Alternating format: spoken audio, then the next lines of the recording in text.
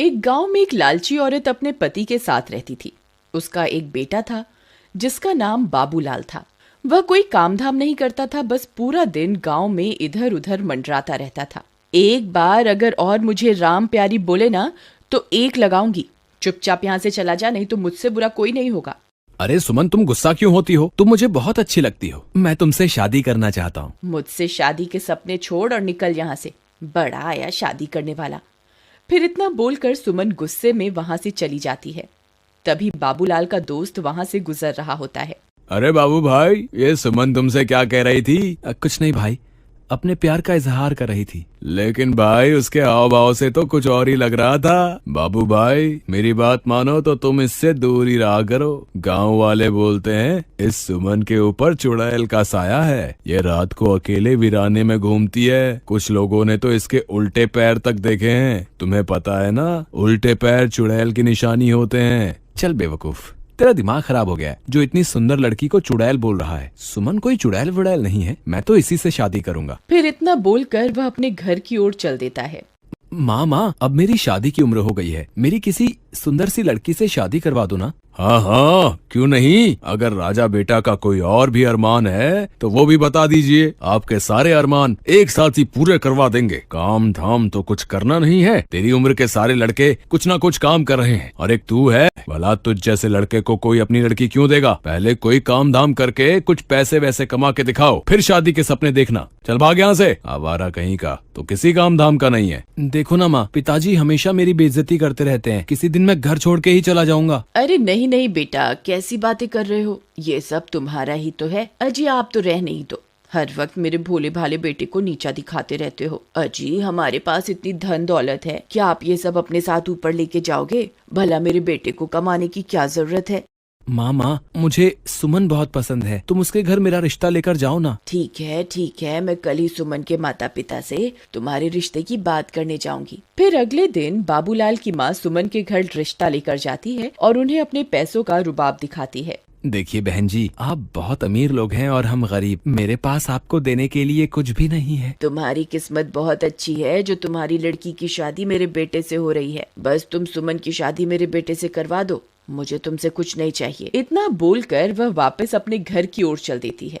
अगले दिन सुमन और बाबूलाल की शादी हो जाती है। बाबूलाल सुमन से शादी करके फूला नहीं समाता। रात होने पर बाबूलाल और सुमन अपने कमरे में सो रहे होते हैं। तभी सुमन उठती है और सीधा घर से बाहर निकल जाती है और जंगल की ओर चल पड़ती है। बाबूलाल के दोस्त को सुमन पर पहले से ही शक होता है, इसलिए वह उस पर पहले से ही निगरानी रखे हुए होता है।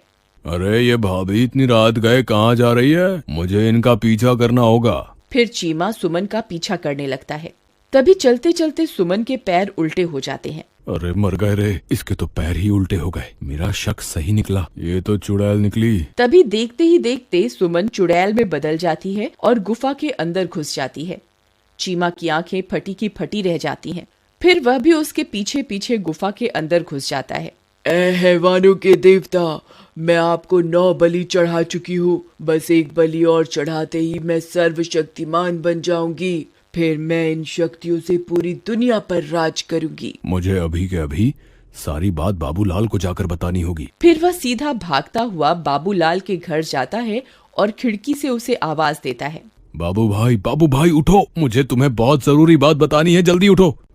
अरे क्या हुआ भाई, इतनी रात तुम यहाँ क्या कर रहे हो? भाई मैंने तुम्हें पहले ही कहा था कि तुम्हारी बीवी चुड़ैल है, लेकिन तुमने मेरी बात का विश्वास नहीं किया था। भाई मुझे लगता है कि तुम्हारा दिमाग खराब हो गया है, जो ये बहकी बहकी बातें कर रहे हो। अच्छा तो ये बताओ कि क्या सुमन घर पे है? इतने में सुमन वहाँ आ जाती है। क्या हुआ चीमा भैया, इतनी रात गए कैसे आना हुआ? चीमा सुमन को घर पर देखकर हक्का बक्का रह जाता है। अब कुछ नहीं भाभी जी, मैं तो बस यहाँ से गुजर रहा था तो सोचा बाबू से मिलता चलूं।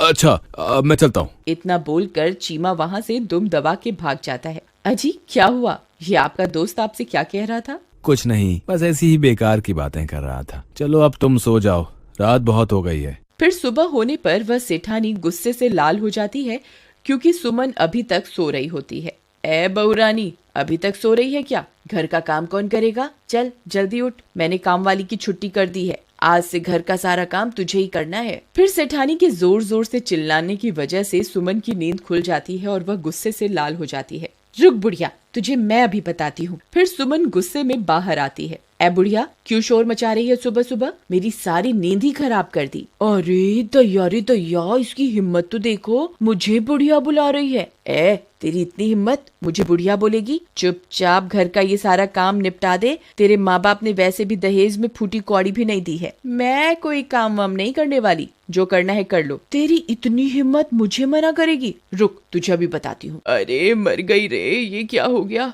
तेरी इतनी हिम्मत, मुझे अभी के अभी छोड़ दे। बाबू बाबू, ओ बाबू, देख तेरी बीवी मेरे साथ क्या सलूक कर रही है। जल्दी आ, मुझे इससे बचा, नहीं तो ये मेरे सारे बाल नोच डालेगी। फिर अपनी माँ की चीख पुकार सुनकर बाबू दौड़ा दौड़ा अपने कमरे से निकलकर वहां पहुंच जाता है। वह यह सब देखकर हैरान रह जाता है। ए सुमन, तेरी इतनी हिम्मत, तू मेरी माँ के साथ ऐसा सलूक करेगी? अभी के अभी मेरी माँ को छोड़ दे, वरना अच्छा नहीं होगा। फिर सुमन उसे छोड़ देती है और सीधा अपने कमरे में चली जाती है। माँ, आप ठीक तो हो ना? आपको कुछ हुआ तो नहीं ना? मैं ठीक हूँ बेटा, मैंने तो बस इसे घर का थोड़ा काम करने को कहा था और इसने मेरी तो धुनाई ही कर दी। फिर बाबू परेशान होकर घर से बाहर निकल जाता है। वहाँ उसे उसका दोस्त चीमा मिलता है। क्या हुआ बाबू भाई, इतने परेशान क्यों हो? क्या तुम्हें पता चल गया कि तुम्हारी बीवी चुड़ैल है? मजाक मत कर यार चीमा, मैं वैसे ही बहुत परेशान हूँ। आज सुबह सुबह तो सुमन ने हद ही कर दी। उसने माँ के बाल पकड़कर उनसे बहुत बदतमीजी की। भाई, मैंने तो पहले ही कहा था कि सुमन कोई साधारण लड़की नहीं है, उसके ऊपर चुड़ैल का साया है। एक बहुत आसान रास्ता है, अगर तुम उस चुड़ैल के सामने आईना रख दोगे तो तुम्हें उसकी असलियत उस आईने में दिख जाएगी। फिर वे दोनों अपने अपने घर की ओर चल देते हैं। रात होने पर बाबू सुमन के लिए एक फूलों का गजरा लेकर घर पहुंच जाता है। अरे भगवान, तुम कहाँ हो? देखो आज मैं तुम्हारे लिए क्या लाया हूँ। सुमन वहाँ आती है और गजरा देखकर बहुत खुश हो जाती है। फिर वह गजरा अपने बालों में लगाकर शीशे के सामने पहुंच जाती है। तभी उसके पीछे पीछे बाबूलाल भी पहुंच जाता है। सुमन जैसे ही अपने आप को शीशे में देखती है, उसकी असलियत उसमें दिखाई देने लगती है। बाबूलाल की आंखें फटी की फटी रह जाती हैं। वह उस चुड़ैल को देखकर बहुत डर जाता है। ये मैं किस मुसीबत में फंस गया? ये तो सच में चुड़ैल निकली। अच्छा हुआ तुझे मेरी असलियत के बारे में पता चल गया। मैं आज रात को तेरी ही बलि देने वाली थी। अरे भागो रे, ये तो चुड़ैल निकली। अपनी जान बचा के भागो। चीमा भाई, मुझे बचाओ, मेरी बीवी तो चुड़ैल निकली। तुम सही कहते थे, हाय मर गए रे। फिर वह सीधा भागता भागता अपने दोस्त चीमा के घर पहुंच जाता है।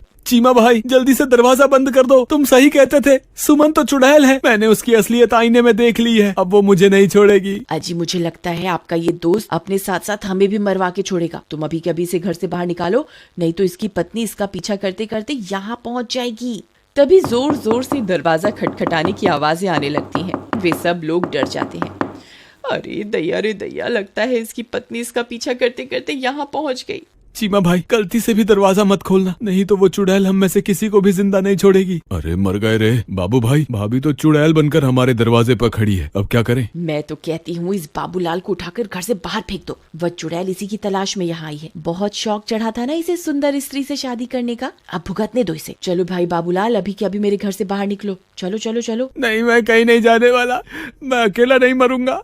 अगर तुमने मेरा साथ नहीं दिया तो मैं तुम्हें भी अपने साथ लेकर मरूंगा। अरे दैया, ये तो अपने साथ हमें भी मरवा के छोड़ेगा। अजी, आप ही कुछ कीजिए ना। बाबू भाई, मेरे घर में छोटे छोटे बच्चे भी हैं। अगर ये चुड़ैल इस घर में घुस गई तो हमारे साथ हमारे बच्चों को भी नहीं छोड़ेगी। कृपा करके तुम इस घर से निकल जाओ। ठीक है दोस्त, मैं अपनी वजह से तुम्हारे मासूम बच्चों की जान खतरे में नहीं डाल सकता। मैं अभी के अभी इस घर से चला जाता हूँ। शुक्र है भगवान का, इस आफत से जान तो छूटी। रुको मेरे दोस्त, अगर मरना ही है तो मैं भी तुम्हारे साथ मरूंगा। राधा, तुम अंदर बच्चों के पास चली जाओ। मैं अपने दोस्त को यूं अकेला नहीं छोड़ सकता, मुझे अपनी दोस्ती निभानी होगी। अजी, आप पागल हो गए क्या? वह चुड़ैल एक ही बार में आपकी जान ले लेगी। आप इसकी वजह से खुद को मौत के मुंह में क्यों धकेल रहे हैं? अगर मैंने आज अपने दोस्त का साथ नहीं दिया तो ये दुनिया कभी भी किसी की दोस्ती पर एतबार नहीं करेगी। अगर अपनी दोस्ती साबित करने के लिए अपनी जान भी देनी पड़ी तो मैं दे दूंगा। चलो बाबू भाई, मैं भी तुम्हारे साथ चलूंगा। चीमा भाई, मुझे तुम्हारी दोस्ती पर कोई शक नहीं है, लेकिन तुम मेरी वजह से अपनी जान मत दो। हम दोनों मिलकर भी इस चुड़ैल का सामना नहीं कर पाएंगे। हमारा मरना तय है। तुमने सही कहा, हम दोनों इसका मुकाबला नहीं कर पाएंगे, लेकिन मैं किसी को जानता हूँ जिसके सामने ये चुड़ैल पल भर के लिए भी नहीं टिक पाएगी।